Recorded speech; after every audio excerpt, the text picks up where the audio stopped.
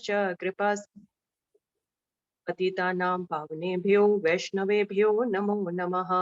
जय श्री कृष्ण चैतन्य प्रभु नित्यानंद श्री अद्वैता गदाधर श्रीवासादि गौर भक्त वृंद।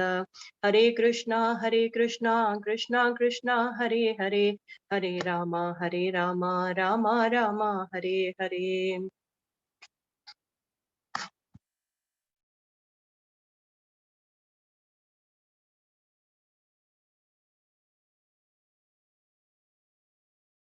Okay, so today we have to start with third chapter, Karam Yoga.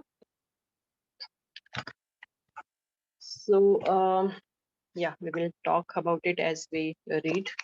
So we'll start with first shloka. Arjuna uvacha jayasi cheta karmanaste mata buddhir janardana tat kim karmani ghore mam niyojashasi keshava.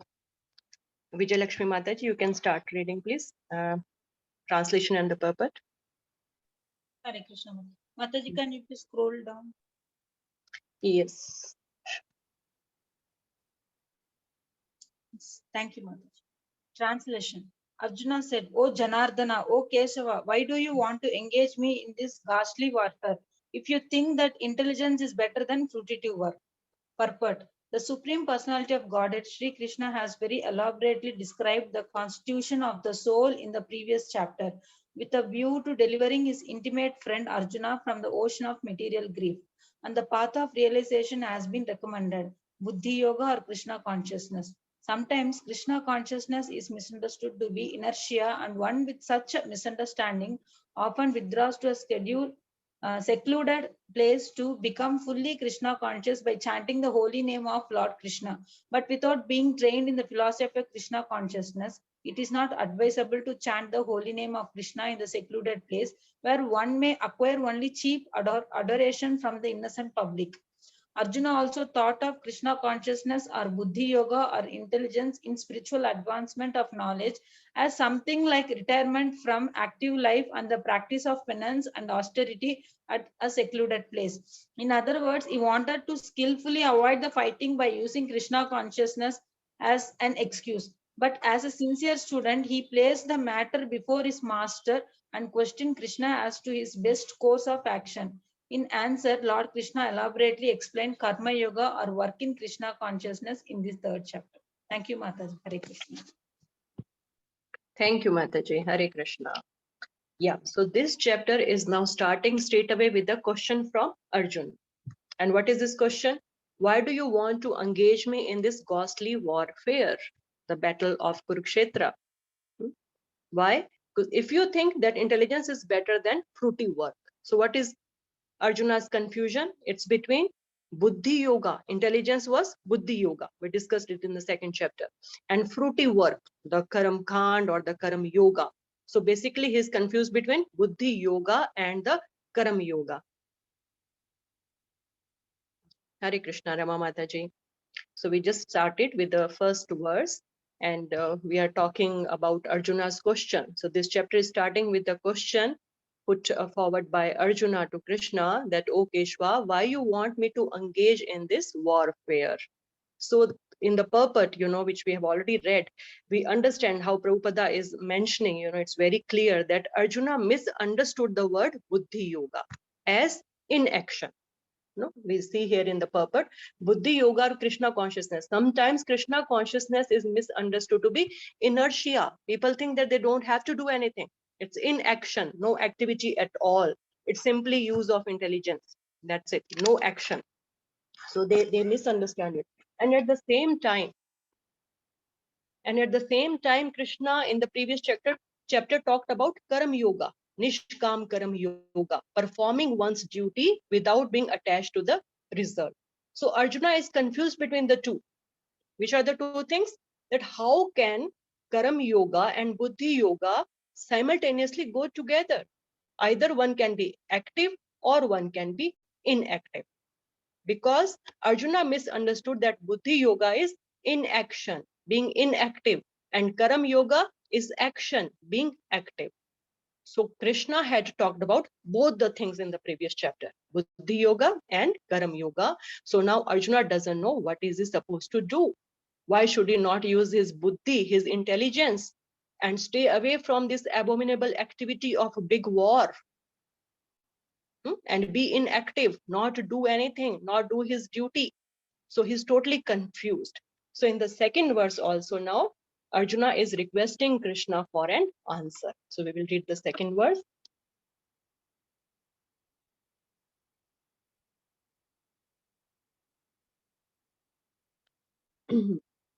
व्यामिश्रेण वा वाक्येन बुद्धिमोह यश्व मे तद एकं वद निश्चित्य येन श्रेयो अहम अपनुयाम. Next, who joined? Mahesh Prabhu, you would want to read translation and the purport?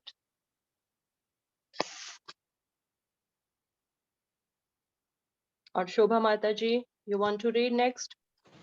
Yes, Mataji. Hare Krishna, Mataji. My intelligence is bewildered by your equivocal instructions. Therefore, please tell me decisively which will be most beneficial for me. Purport.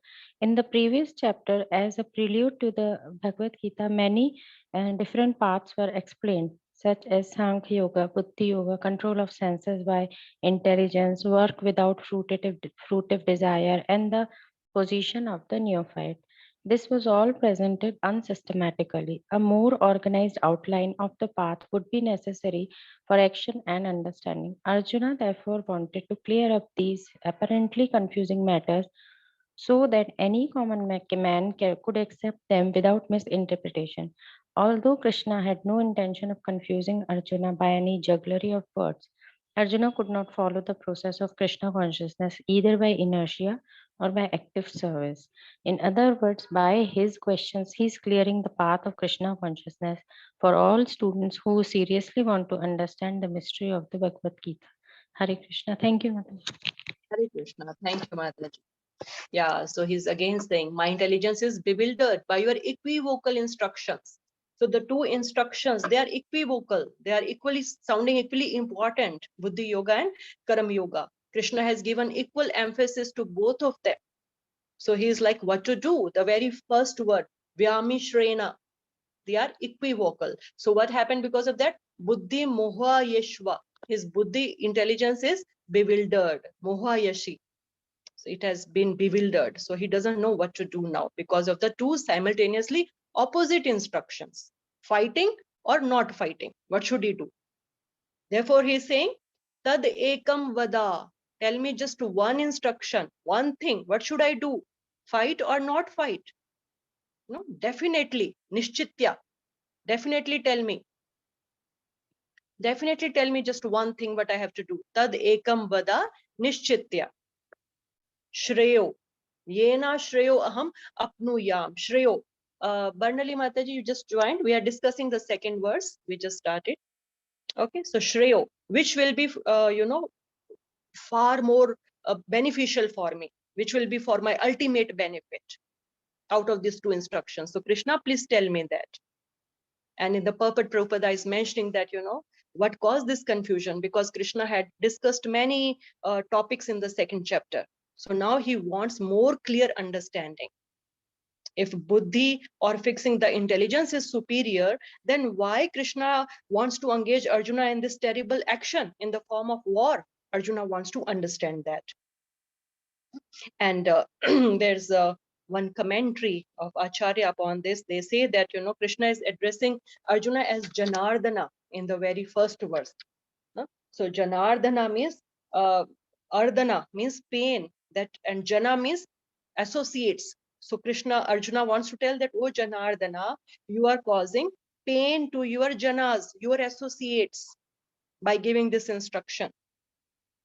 But it is also not possible to avoid following your order, your instruction, because you are Keshva. He's also calling him Keshva in the first verse. First line is calling him Janardana, second line Keshva. So Keshva means controller of even Brahma and Shiva. So he says even Brahma and Shiva have to follow your instructions. So I also have to do that. I am also under your control. So please help me. Which instruction should I follow? Okay. So these are the two verses which are talking about the question put forward by Arjuna. And now we see what Lord will reply from verse number 3. So from verse number 3 to 9, Krishna will be telling Arjuna that Karam Yoga is superior to Karam Sannyas. Okay. Verse number 3, Shri Bhagwan Uvacha Loke asmin dvividha nishtha pura prokta maya nagha jana jnana yogena sankhyanam karma yogena yoginam. Rama Mataji, you want to read translation and purpose? Hare Krishna. Hare. The Supreme Personality of Godhead said, O sinless Arjuna, I have already explained that there are two classes of men who try to realize the self. Some are inclined to understand it by empirical, philosophical speculation, and others by devotional service. Purport. In the second chapter, verse 19, the Lord explained two kinds of procedures, namely Sankhya Yoga and Karma Yoga or Buddhi Yoga. In this verse, the Lord explains the same more clearly. Sankhya Yoga, or the analytical study of the nature of spirit and matter, is the subject matter for persons who are inclined to speculate and understand things by experimental knowledge and philosophy. The other class of men work in Krishna consciousness, as it is explained in the 61st verse of the second chapter. The Lord explained also in the 39th verse that by working by the principles of Buddhi Yoga or Krishna consciousness, one can be relieved from the bonds of action. And furthermore, there is no flaw in the process. The same principle is more clearly explained in the 61st verse. That is, this Buddhi Yoga is to depend entirely on the Supreme, or more specifically on Krishna. And in this way, all the senses can brought under the control very easily. Therefore, both the yogas are independent as religion and philosophy. Religion without philosophy is sentiment or sometimes fanatism, while philosophy without religion is mental speculation. The ultimate, Prabhuji, can you go little up, Prabhu?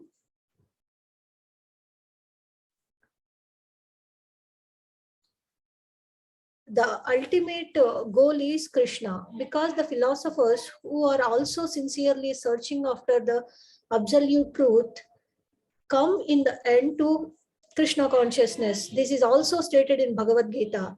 The whole process is to understand the real position of the self in relation to the super self. The indirect process is philosophical speculation, by which gradually one may come to the point of Krishna consciousness. And the other process is directly connecting everything with Krishna in Krishna consciousness. Of these two, the path of Krishna consciousness is better because it does not depend on purifying the senses by a philosophical process. Krishna consciousness is itself the purifying process. And by the direct method of devotional service, it is simultaneously easy and sublime. Hare Krishna. Hare Krishna. Thank you, Mataji. So we see, here what Krishna is telling. Loke asmin dvividha nishtha. So loke means in this world. Loke asmin, in this world there are dvividha nishtha. There are two types of faiths or two types of paths. Jnana yogena sankhyanam, that is the path of the jnanis, and karam yogena yogina, that is the path of karam yogis. And the sankhya nam word, let me just clarify here. Sankhya nam, it also falls in the category of jnana yoga, and sometimes these two words, they are used simultaneously, so don't be confused by that. And in the purport, then we see Prabhupada is mentioning in the second chapter, verse 39, the Lord explained two kinds of procedures, Sankhya Yoga and Karam Yoga. Okay, so Sankhya Yoga can be Gyan Yoga also, and Karam Yoga or Buddhi Yoga. We understood about all this in the second chapter.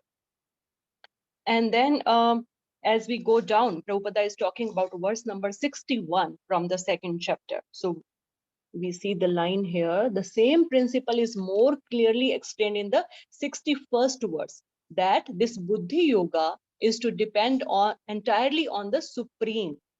Let me just scroll down. Yeah. So it is to depend upon the Supreme, or more specifically on Krishna. And in this way, all the senses can be brought under control very easily. Therefore, both the yogas are interdependent as religion and philosophy. The next line is very important. Religion without philosophy is a sentiment, or sometimes fantasism, while philosophy without religion is mental speculation. Prabhupada has mentioned this line, he has made this statement at many places, and it makes so much sense. So let's talk about it now. So what do we understand by religion? Does anybody want to say something? What is religion? Prabhupada is talking about two words, religion and philosophy. What is religion? Religion is like the love we show towards Lord. That is religion. Understanding about Lord. That is religion. Yeah. Okay. So our faith towards Lord, and we do some activity, right? To Yes. do that faith and that love to Lord. Okay. Good. Anybody else? Religion or philosophy? Anything, whatever you want to tell.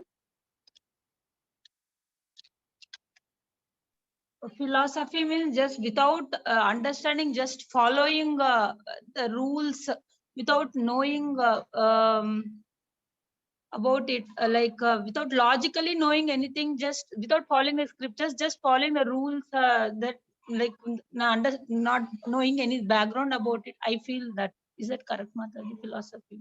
That is without philosophy, right? Without philosophy, without understanding it, from the scriptures, without Yes, knowing yes, yeah. proper rules. Yeah, so that is without philosophy. Good, Mataji, you are very close to it. So what Prabhupada tells us, that religion, Prabhupada defines religion or dharma as occupational duty. So basically, what is religion? Religion means some practices, right? What Vijayalakshmi Mataji told, by which we can achieve the goal of human life. We try to practice something, some rituals, some activities to please Lord and to achieve the goal of life. So Prabhupada defines it as occupational duty, and also as loss of God, that we have to approach God. So basically, it means one follows certain rules and regulations, and he achieves the ultimate goal. Whether he is Hindu, Muslim, Christian, doesn't matter. But the ultimate goal for everybody is to achieve goal. So he performs some activities, he follows certain rules and regulations to achieve God. And what is philosophy? Philosophy means the theory behind those practices. What is the reason? Why are we doing all that? Why we should do what we are doing? So Srila Prabhupada here in the purport is explaining that one can go to extremes, either this or that, and then that is a problem. People either follow the religious rituals without understanding the reason behind that, that is the philosophy, without understanding the philosophy and the purpose behind them. In our families, and it's so common, we have seen in India how just some traditions, they keep going on, some rituals keep going on without understanding the purpose behind that. And in a lecture, we are also told about a story of a cat under the basket. If you have already heard this, I don't know, but it's a funny story, but it makes things clear to us how blindly we just follow certain things. So there was in some village, a marriage was taking place, and there were a lot of mice running around, rats were running around. So they got a cat and they put it under a basket, so the rats will be scared of that and no rats will come. But the next generation, they didn't know what is it, why they have done that. And from there on, whenever they had a marriage in the family, they had to put a cat under the basket, where the wedding was taking place. So this became a ritual, a tradition of their family, keeping a cat under the basket while the marriage is being performed. So they didn't know why they had to do that. They had to do that. They thought, it's some auspicious thing and we are supposed to do it. So that is what happens when we don't understand the philosophy behind what we are doing, the practices we are doing. So without proper understanding or explanation of the rituals, our faith, that can be destroyed. Over some time, our faith, it gets disturbed and it can get destroyed. Therefore, Srila Prabhupada, he established a very strong philosophical basis for whatever was done. And that's how he could inspire everybody, even the youngsters, the hippies, Indians, Westerners, who not, because of his logics. He had a logic behind everything. In Western world, hippies and youngsters, they believed, that time when Prabhupada had gone there, they believed that they should not listen to anybody above 35 years of age, because they thought their thinking is totally different from us. We don't have to listen to them. But they listened to Srila Prabhupada. They listened and they submitted to Srila Prabhupada, because everything Prabhupada told them was so convincing. It had some logic behind it. Now, if we face any problems, or whatever problems some devotees have faced in the past, that is because of lack of this balance between religion and philosophy. Now, either we focus more on our deity worship and prasadam and chanting, or we give more emphasis on, that is the practices. We either give more emphasis to the practices, or we give more emphasis to the philosophy. We just give emphasis to the reading and hearing of the scriptures like Bhagavad Gita, Bhagavatam, and other books, but we don't practice the instructions. And then we may become, like bored of it after some time, and we may lose, or we may become very proud if we are uh, getting too much knowledge from the scriptures. Then we may get proud also, that I know so much. And also the taste for hearing and reading, that doesn't last for long then, Yeah, unless Mataji. and whatever. Sorry to interrupt you. That is true. What we feel is all the time we know everything and we only doing correct. Others are doing wrong. Yeah, yeah, Some reason I don't know. This keeps comes to the mind. yeah, true, mother. But we So don't we know need to what have wrong we are doing. Yeah. yeah, good, mother. So yeah, that's why, we have to Somehow, understand.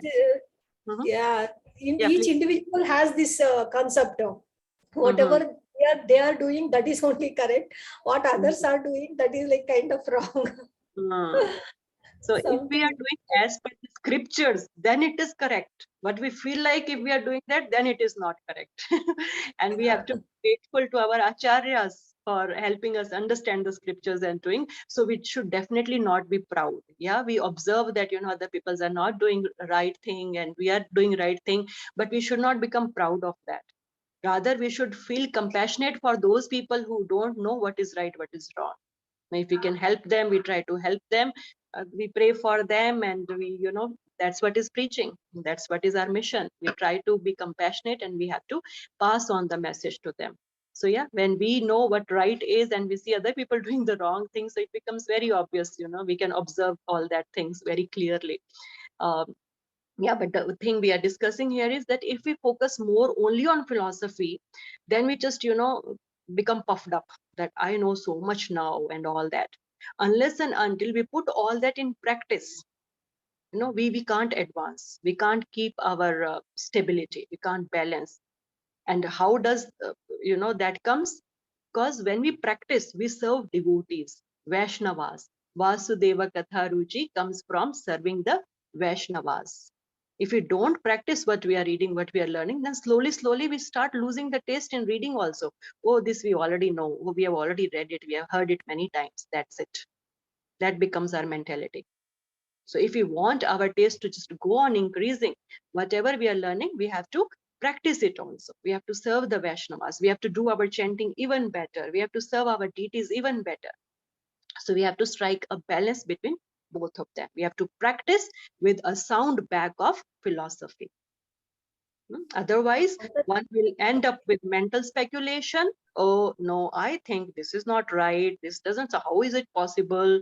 No, because he doesn't have any realization then. When we practice all this based upon philosophy, we get realizations also. And then our faith becomes stronger and we keep advancing.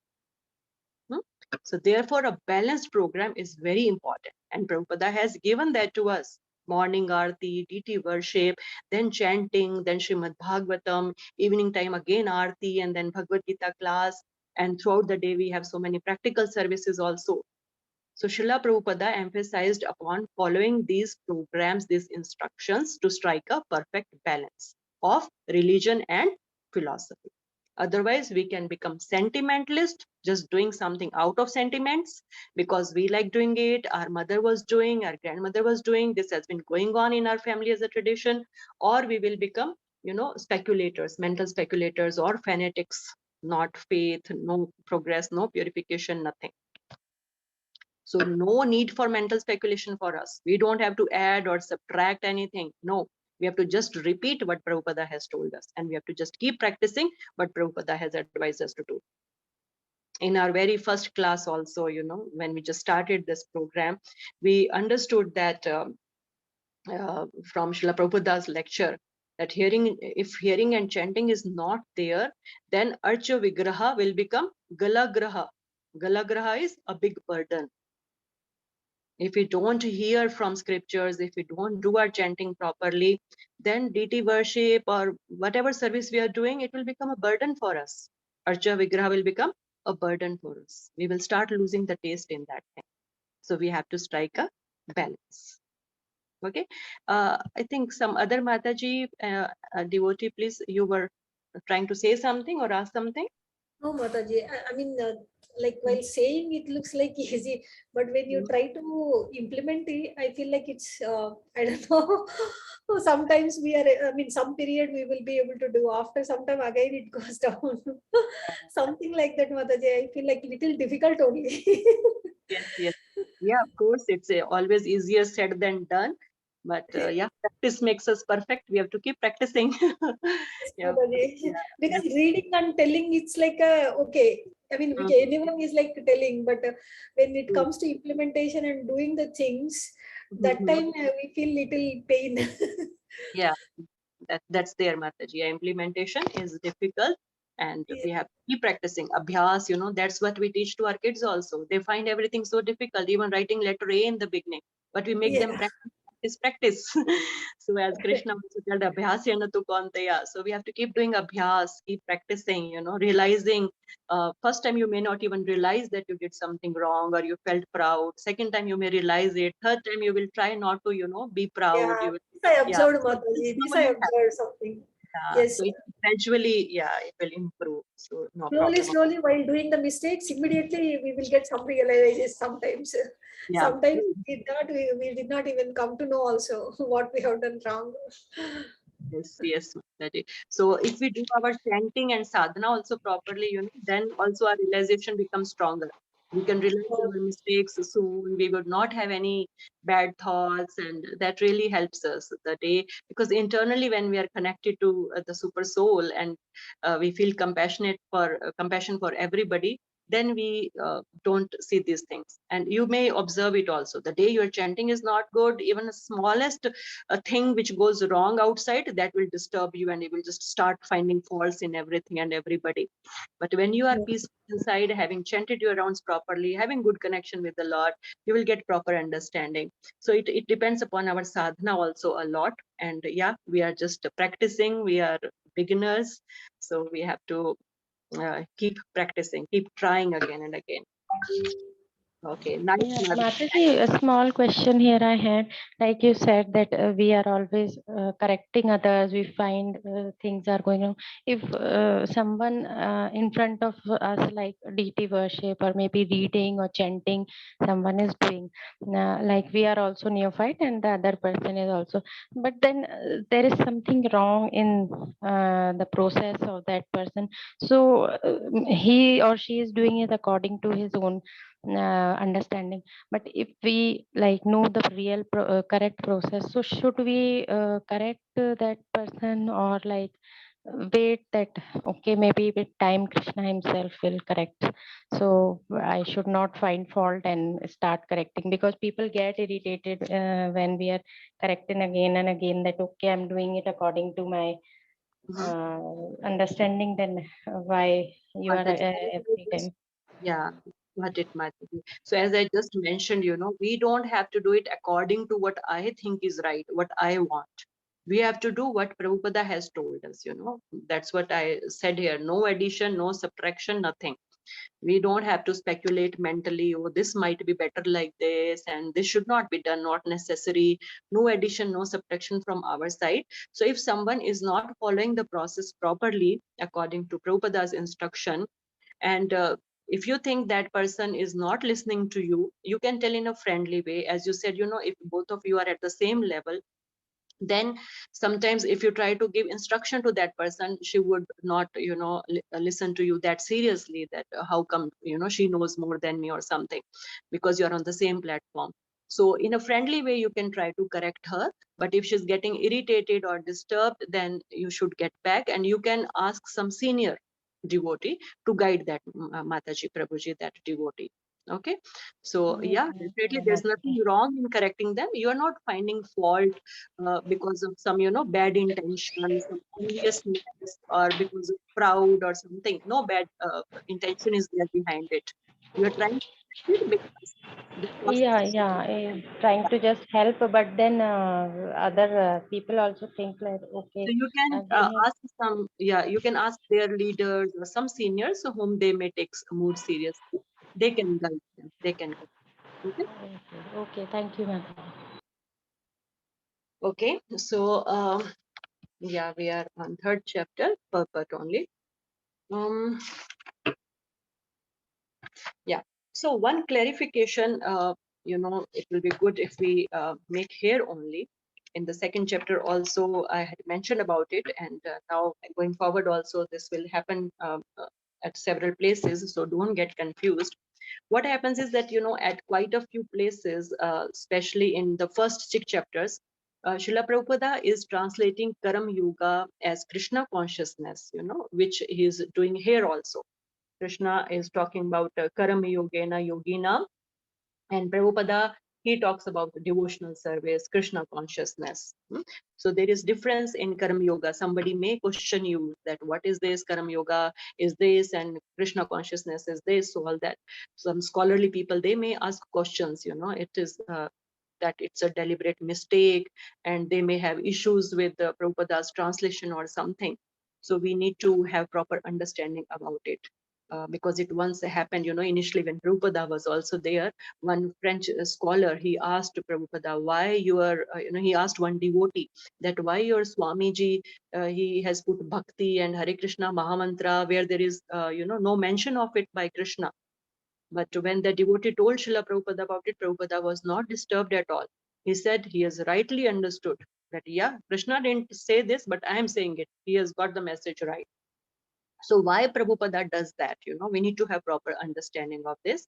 So the first reason we can understand is that in this Kali Yuga now, the nature of the Kali Yuga people, we know, Manda, Sumanda, Matya, Alpa Ayu. So these people are always disturbed and not that intelligent. So no spiritual inclination, no interest to understand the technicalities, the technical terms like Karam Yoga, Gyan Yoga, Dhyan Yoga, Bhakti Yoga. People would not be interested in understanding these terms differently. People are not going to even understand, "Ooh, what does it mean?" They don't have any interest, and even if they try, because of alpa buddhi, this manda buddhi, they would not even be able to understand. There are chances like that. So therefore, Prabhupada was like, why to confuse them with so many terms? Just use Buddhi Yoga, Krishna consciousness. And then second thing we can understand is Prabhupada wanted to give essence, so that even if someone reads just one verse, one page, he will get the essence of Bhagavad Gita. And what is that? That is become Krishna conscious and chant the Hare Krishna Mahamantra. So that if people don't have time, don't have interest to read entire Bhagavad Gita, whatever page they will open, they will get the essence. That was the pure compassionate nature of Srila Prabhupada, and it has worked. There are people who became devotees just by reading Prabhupada's books. They started chanting without meeting any devotee. Phalena parchet, the proof of the process is in the result, and Prabhupada's process, it has given the result. So we should not point out, these mistakes and say that, oh, it's a deliberate or by mistake Prabhupada has written it. No, Prabhupada had very pure intention, and with the full consciousness he did this. And another reason we can understand is from philosophical perspective. From philosophical perspective also, it is correct, because Bhakti Yoga, it is at the topmost in the yoga ladder system, right? It's at the top. Therefore, naturally, it contains the characteristics of all other yoga systems which are below it. If we go by a lift to 10th floor, so naturally we have covered up all the 9 floors. So Bhakti Yoga is at the top. So it contains all the characteristics of the yogas which are below it. So characteristics of Karam Yoga, they are automatically there in Bhakti Yoga. So Bhakti Yoga can be used in place of Karam Yoga. Nothing wrong. Those characteristics are there in Karam Yoga, in Bhakti Yoga also. Okay. So, but at the same time, now because we are trying to study Bhagavad Gita systematically, verse by verse, therefore we are trying to stick to what Krishna is saying. I mean, we are trying to understand from that perspective also, and we will understand that viewpoint also. Karam Yoga. Okay, what does Krishna mean by Karam Yoga here? But we should understand Prabhupada's intention also, why he's talking about Krishna consciousness and Buddhi Yoga, Bhakti Yoga at several places. Okay. Now, if you are still confused about Buddhi Yoga and Karam Yoga, just anybody, yeah, let me listen from you. What is Karam Yoga? What have you understood so far? Anybody? What is Karam Yoga? Working without attaching to the result. Mataji. Yeah, good, good. And what is Bhakti Yoga? Bhakti yoga is like doing for pleasing Krishna, like not attaching with both work and result, just doing your duty. Automatically, the main goal is to please Krishna, using all your senses to please Krishna. That is Bhakti yoga. Like unconditionally, you are doing for Krishna, Mataji. And whatever you are doing, you keep Krishna in the center and do it for Krishna. Like whatever duty you are doing, so it is for pleasing Krishna. Yeah, wonderful. Good, Mataji. So, Karam Yoga, attachment to the work is there, right? But from the result, there is detachment. You are offering the result. And another thing is, a Karam Yogi, he may not have the clear understanding of the Supreme. He only understands that fruitive mentality or the attachment to the result, attachment to the material things. This is the cause of bondage. Yeah, so that time a person understands that all this fruity mentality and all these things are cause of bondage, and I have to liberate myself from all these things. I have to liberate myself from this bondage and achieve the Supreme. But who is the Supreme? Karam Yogi doesn't have any understanding of that. Okay, but on the other hand, a devotee, he begins with the primary understanding of Krishna only, as the Krishna is the Supreme Personality of Godhead. This is the highest realization. And a devotee has this realization right in the beginning. And then whatever he does, as you told Mataji, is to please Krishna. Got it? Whereas a Karam Yogi, he generally doesn't know who the Supreme is. That is the big difference between Karam Yogi and a Bhakti Yogi. A Bhakta and a Karam Yogi. But the essential component of Karam Yoga, that is, perform your prescribed duties without being attached to the results, that is there in Bhakti Yoga also. Because in Bhakti Yoga, what are we doing? We are performing our duties without being attached to the fruit. Our duties are given by Krishna and fruits are meant for Krishna. Right? So that component of being detached from the result, that component of Karam Yoga, that is also included in Bhakti Yoga. But what is missing on the platform of Karam Yoga is the realization of the Supreme Personality of Godhead, which a devotee has right in the beginning. Okay, so here Krishna is telling Arjuna about two types of transcendentalists. I think somebody joined just now. We are discussing the third verse of third chapter. So here Krishna is telling about two types of transcendentalists, Karam Yogis and Gyan Yogis. Got it? So now we'll move forward to fourth verse.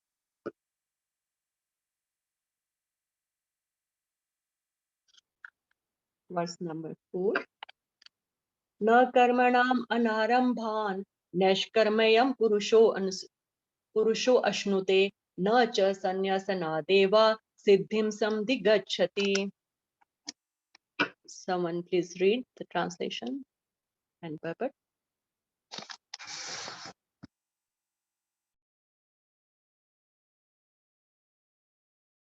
Bandali Mataji, you want to read? Yes, Mataji. Hare Krishna, Mataji. Hare Translation: not by merely abstaining from the work can one achieve freedom from reaction, nor by renunciation alone can one attain perfection. Purport: the renounced order of life can be accepted when one has been purified by the discharge of the prescribed form of uh, duties which which are laid down just to purify the hearts of materialistic men. Without purification, one cannot attain success if by abruptly adopting the fourth order of life, sannyasi. According to the empirical philosophers, simply by adopting sannyasa or retiring from fruitive activities, one at once becomes a mm, good as good as Narayana. But Lord Krishna does not approve this principle. Without purification of heart, sannyasa is simply a disturbance in the social order. On the other hand, if someone takes the to the transcendental service of the Lord, even without discharging his prescribed duties, whatever he may be able to advance in the cause in is accepted by the Lord by Buddhi Yoga Swalpa Swa Abhipram Swalpam Apiyasta Dharmasya Swalpa Ayate Prayate Mahato. Mahato Bhayat. Even the slight performance of such principle enables one to overcome great difficulties. Hare Krishna Mataji. Thank you. Hare Krishna. Thank you, Mataji. Yeah, so here what now Krishna is trying to tell. So in the previous verse, he talked about the two transcendentalists, and now Krishna is giving another reason. Na karmanam anarambhan. Arambh is what? To start something, right? Anarambha is not start or not do anything. So na karmanam anarambhan, not performing your karma, your prescribed duty. What will happen? Nash karmayam. Nash karmayam is doesn't become free from reactions. So one doesn't become free from reactions by not performing his prescribed duty. Because Arjuna was thinking that fighting the war means reactions, bondage. So he wanted to give up fighting. That was his duty. And he wanted to give that up. So Krishna is telling it's not like that. And also, second thing he's telling is that it's not that just by taking sannyas, renouncing everything, you get siddhim, you get perfection. It's not like that. You know, for example, if we don't do anything from morning till evening, we are not doing anything, just sitting and eating whatever somebody has given us, we are just eating that. So Krishna says that still that person is not free from reactions, because while breathing, while eating, while walking, sitting, some organisms are getting killed. So simply by our existence in this world, we are going to face sinful reactions. So Krishna is telling, don't think by sannyas you will get perfection, because perfection is purification and achieving love of God. And perfection is not sannyas. Sannyas is only conducive for achieving the goal, love of Godhead. We don't get perfection or purification by just becoming sannyasi. Rather, if one takes sannyas prematurely, before getting purified, Prabhupada has explained it in the purpose. Before getting his heart purified, if he takes a sannyas, if he's not fully purified, material desires, they will keep haunting him. They will keep troubling him. And then there is no way of purification also. Because according to the scriptures, after sannyas, one can't go back to perform his prescribed duties. One can't go back. So now what to do? That person will only become a pretender then. That I am all pure, I am perfect, and I am a sannyasi. Whereas so many desires are haunting him, troubling him, chasing him. So one should not do that. And in 5th verse now, Krishna tells another point. Na hi kaschit shanam api jato tishtati karmakrat karyate hi avashya karma sarvah prakriti jair guna. Oh, sorry. So this is 3.5. Someone please read the translation and the purport. Can I read, Mataji?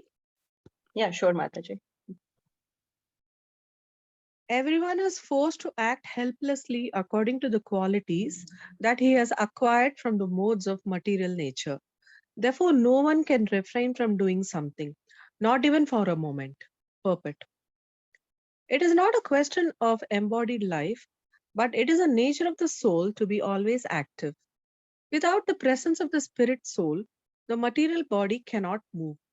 The body is only a dead vehicle to be worked by the spirit soul, which is always active and cannot stop even for a moment. As such, the spirit soul has to be engaged in the good work of Krishna consciousness, otherwise, it will be engaged in occupations dictated by the illusory energy. In contact with material energy, the spirit soul acquires material modes, and to purify the soul from such affinities, it is necessary to engage in the prescribed duties enjoined in the Shastras. But if the soul is engaged in his natural function of Krishna consciousness, whatever he is able to do is good for him. The Srimad Bhagavatam affirms this. Thyakva swa dharmat charana. You can read only the translation, Mataji. That's okay. Yeah. If someone takes to Krishna consciousness, even though he may not follow the prescribed duties in the Shastras or execute the devotional service properly, and even though he may fall down from the standard, there is no loss or evil for him.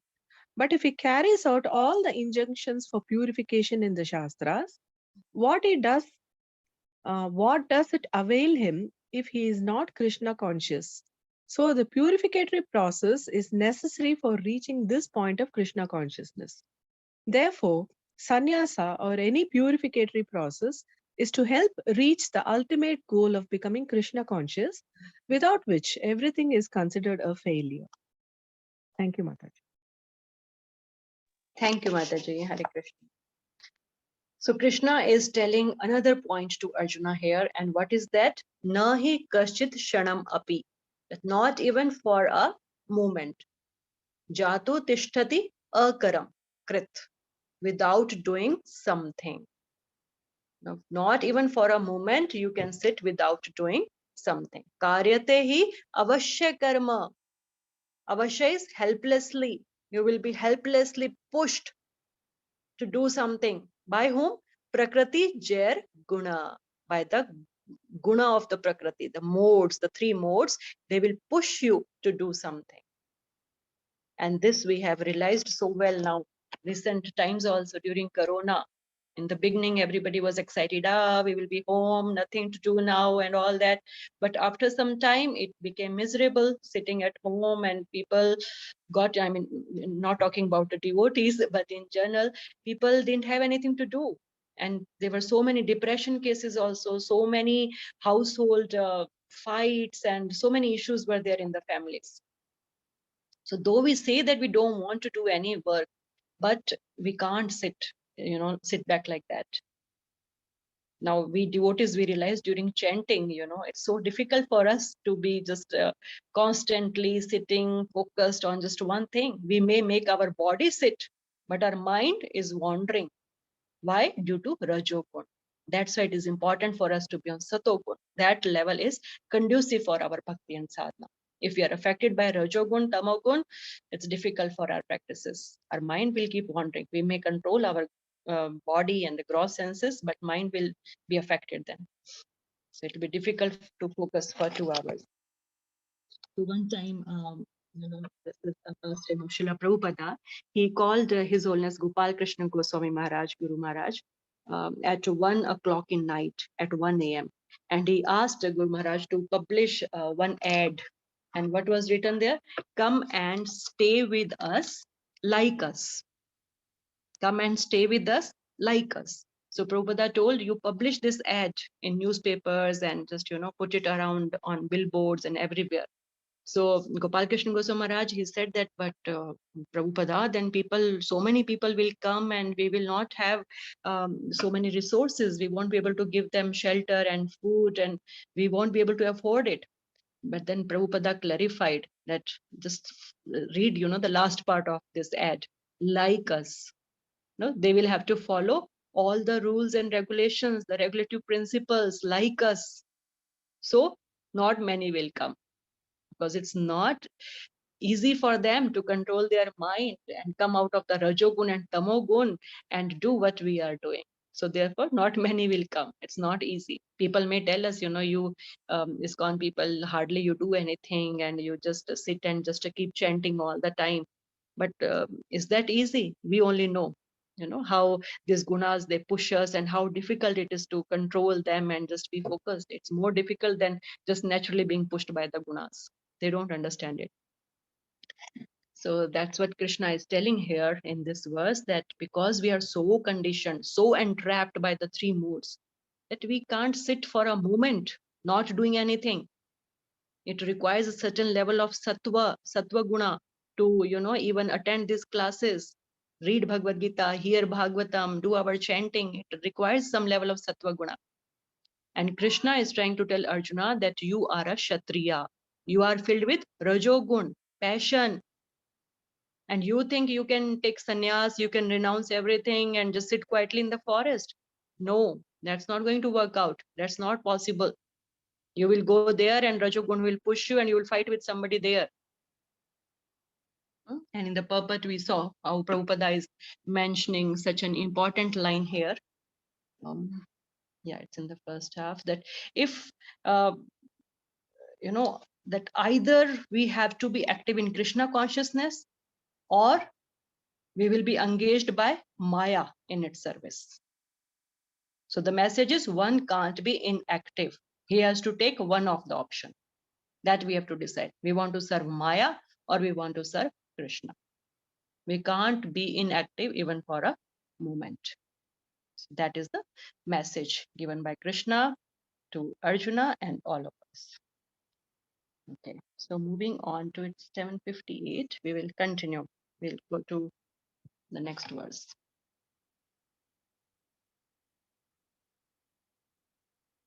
Okay, verse number 6.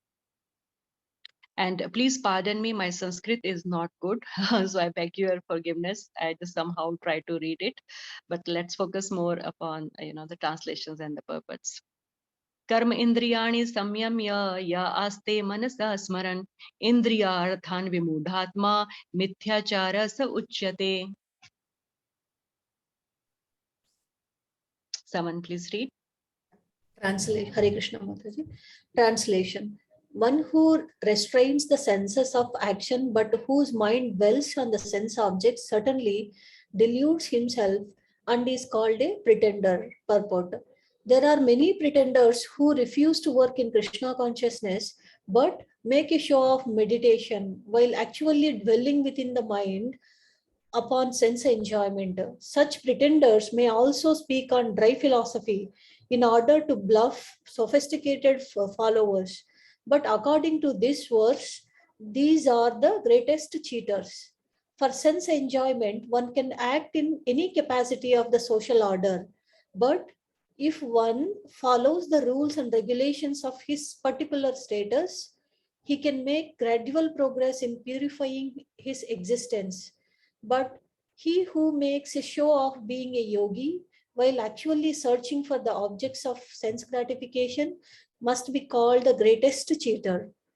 Even though he sometimes speaks of philosophy, his knowledge has no value because the effects of such a sinful man's knowledge are taken away by the illusory energy of the Lord. Such a pretender's mind is always impure. and therefore his show of yogic meditation has no value whatsoever. Hare Krishna. Hare Krishna. Thank you, Mataji. So again, what we understand here, Krishna is telling that without purification of the heart, if one takes a sannyas, his mind will keep meditating on the sense objects. Karma indriyani samyamya. The very first two words. Karma indriyas are the working senses. Samyamya means control. So working senses may be controlled. We may not be doing any physical activity, but manasa smaran, our mind, that is always meditating. Upon what? The next line, indriya arathan, it's meditating upon the sense objects. Then such people are vimudhatma, they are foolish, and they are called mithyachara, pretenders. So Krishna is trying to tell Arjuna that you are not yet completely purified by performing your prescribed duties. So don't take sannyas. Don't take sannyas from your karam, but perform karam yoga. Else you will be a pretender. You will become a mithyachar. In the purport, how Prabhupada is telling, someone may speak philosophy, make a big show, but mind is still meditating upon sense objects. Then he is a mithyachar. He is a pretender. His knowledge has no value, because the effects of such a sinful man's knowledge are taken away by the illusory energy of the Lord. His words will not affect us then. His knowledge will have no value. His mind is always impure. Okay. I think next one is small. We started 5 minutes late, so we will go 5 minutes late now. So I request all of you to join on time, please, next week. So let's read next verse. Verse number 7. Yasva indriyani manasa niyamarabhate Arjuna karm indriyah karm yogam asakta sa vishishyate.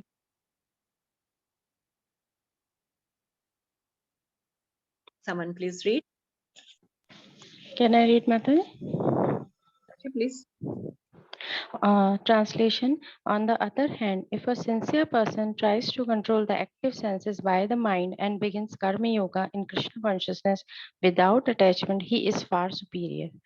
Purport. Instead of becoming a pseudo transcendentalist for the sake of wanton living in sense enjoyment, it is far better to remain in one's own business and execute the purpose of life, which is to get free from material bondage and enter into the kingdom of God. The prime Swartha Gati, or goal of self-interest, is to reach Vishnu. The whole institution of Varna and Ashram is designed to help us reach this goal of life. A householder can also reach this destination by regulated service in Krishna consciousness. For self-realization, one can live a controlled life as prescribed in the Shastras and continue carrying out his business without attachment, and in that way make progress. A sincere person who follows this method is far better situated than the false pretender who adopts show bottled spiritualism to cheat the innocent public. A sincere sweeper in the street is far better than the charlatan meditator who meditates only for the sake of making a living. Thank you, Mataji. Hare Krishna. Thank you, Mataji. So here now Krishna is telling that therefore better than karam sannyas is karam yoga. So here he is telling that, but I mentioned just now. So you continue to perform your prescribed duties without being attached to the result. That is nishkam karma yoga or karma yoga. Karma indriya karma yoga. Second line, if you see karma indriya karma yogam asakta. That don't be attached. Without attachment, you do your karma yoga. You do your karma. And then what's the last word here? Vishishyate. That is by far the better. Be a karam yogi. That is better than becoming a karam sannyasi. So this section, those who joined late, is the section where Krishna is telling Arjuna that karam yoga is far better than karam sannyas, and that statement has come here in the 7th verse now, and this section will go till 9th verse. So I don't think we can complete it today now. We will have to continue next week. So everybody please join on time and encourage all your friends and group members also to try to attend the live classes. Most of them are preferring to watch the recordings, but it will be good to have them here. Okay, so any questions, any reflections, any realizations, we can discuss that for a couple of minutes. Mataji, as you said that karma yoga, still attachment to the work is there, right? Or Yeah, Mataji. Karam yoga, attachment to the work is there, but detachment from the result. but That nishkama karma yoga, Mataji? same thing, Mataji. Same Same. thing. So Okay. Karam yoga, it basically, we discussed it in one of our class in second Yeah. chapter. We gave Right, some right. examples also. Yeah. So it can be Sakam Karam Yoga or it can be Nishkam Karam Yoga. Karam Yoga, we have two, divisions. Sakam Karam Yoga means you are detached from the result to just a portion of the result, not the entire result. We are detached only from a portion of the result. And Nishkam means we are totally detached from the result. But attachment to the work is there in Karam Yoga. Attachment to the work is not there only in Bhakti Yoga, which we just discussed. Our duties are Yeah. also given by Krishna, and the result is also for Krishna. Okay, I think we took that example of that tailor who wanted to stitch something for the devotees on a discounted rate. He wanted to stitch what he wanted to stitch. If the devotees asked him that, no, we don't want caps or bags, we want kurtas. But the tailor said, no, I can stitch only bags for you and on a discounted rate. So he was attached to his work. He wanted to stitch only the bag. And on a discounted rate, that means that is Sakam Karam Yoga. He is partially detached from the result, from the fruit. But if he's ready to give the bags for free, that I want to distribute it to all the devotees here for book distribution, they can use the bags, then that is Nishkam Karma Yoga. Okay, but he's still attached to his work of stitching the bag only. Okay, anybody else? Anything else you want to share or you want to ask? Okay, so let's meet next week then. Srimad Bhagavad Gita ki jai, Srila Prabhupada ki jai. Hare Krishna. Hare Krishna. Thank you. Thank you. Hare Krishna. Mataji's Dandavat Pranam.